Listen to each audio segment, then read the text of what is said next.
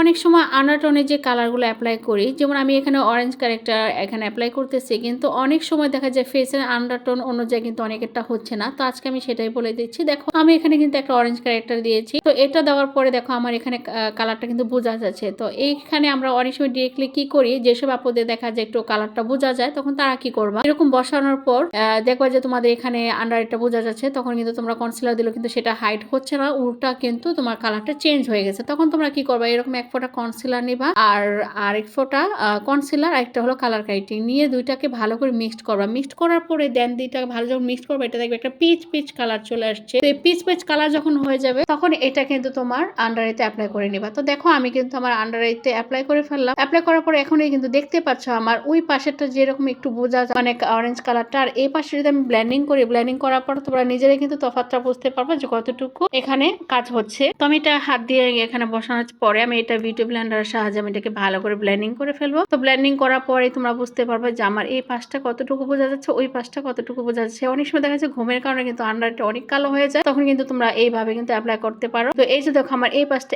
একদম সফটলি কত সুন্দর হয়ে গেছে। এখন ওই পাশে যদি আমি এখন একটু কনসিলার অ্যাপ্লাই করি, তারপর দেখবা এই পাশটা যেরকম সফট হয়েছে, মানে খুব সুন্দর ভালোভাবে বোঝা যাচ্ছে, ওই পাশটা কিন্তু অত সুন্দর ভালোভাবে বোঝানো যাবে না। আমরা এখনই দেখতে পাবা। এই যে দেখো আমি এখানে 2 ফোঁটা দিলাম, দিয়ে আমার বিউটি ব্লেন্ডার দিয়ে এখানে আমি ট্যাপ ট্যাপ ট্যাপ ট্যাপ মোশনে অ্যাপ্লাই করে ফেলছি। তো এই যে দেখো আমার রাজা কি হয়েছে দেখতে পাচ্ছ।